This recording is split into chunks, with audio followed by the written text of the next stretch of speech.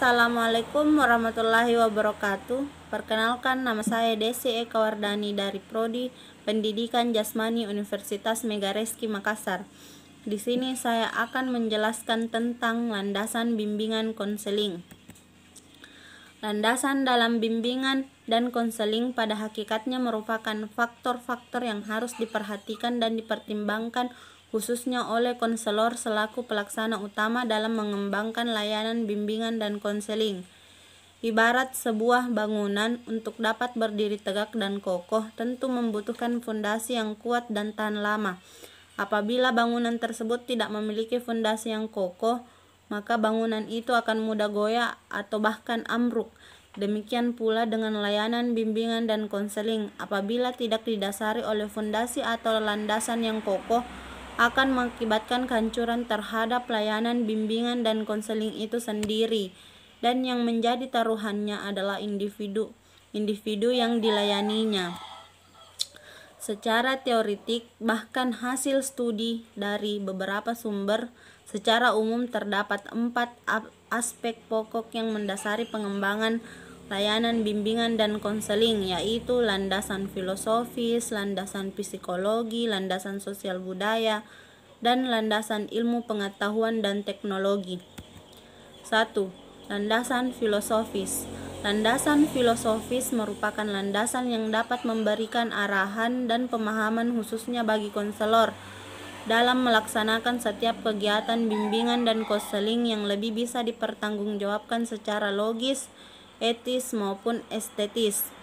Landasan filosofis dalam bimbingan dan konseling terutama berkenaan dengan usaha mencari jawaban yang hakiki atas pertanyaan filosofis tentang apakah manusia itu.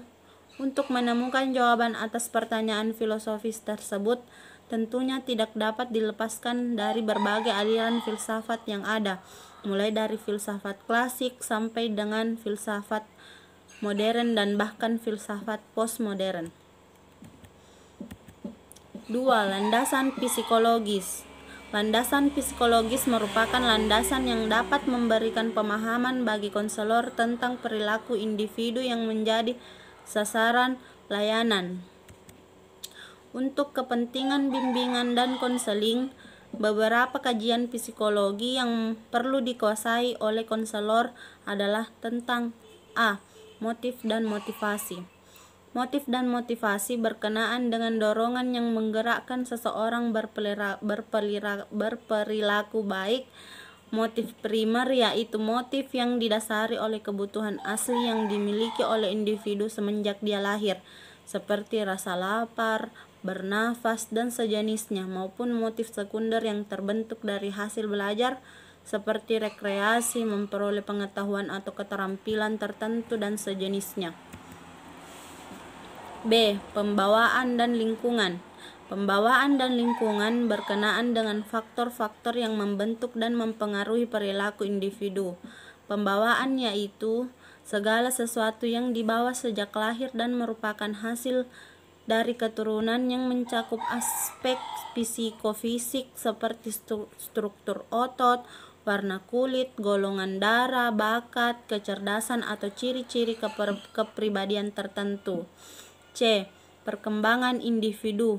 Perkembangan individu berkenaan dengan proses tumbuh dan berkembangnya individu yang merentang sejak masa konsepsi hingga akhir hayatnya. Di antaranya meliputi aspek fisik dan psikomotor, bahasa dan kognitif atau kecerdasan, moral dan sosial. 3. Landasan sosial budaya. Landasan sosial budaya merupakan landasan yang dapat memberikan pemahaman kepada konselor tentang dimensi kesosialan dan dimensi kebudayaan sebagai faktor yang mempengaruhi terhadap perilaku individu. Seorang individu pada dasarnya merupakan produk lingkungan sosial budaya di mana ia hidup. Sejak lahirnya ia sudah dididik dan dibelajarkan untuk mengembangkan pola-pola perilaku sejalan dengan tuntutan sosial budaya yang ada di sekitarnya. 4. Landasan ilmu pengetahuan teknologi. Layanan, bimbingan dan konseling merupakan kegiatan profesional yang memiliki dasar-dasar keilmuan, baik yang menyangkut teori maupun prakteknya. Pengetahuan tentang bimbingan dan konseling disusun secara logis dan sistematis dengan menggunakan berbagai metode seperti pengamatan, wawancara, analisis dokumen, prosedur tes, inventory atau analisis laboratoris yang dituangkan dalam bentuk laporan penelitian, buku teks, dan tulisan-tulisan ilmiah lainnya. Itulah tadi sedikit penjelasan tentang landasan bimbingan konseling. Sekian dari saya. Wassalamualaikum warahmatullahi wabarakatuh.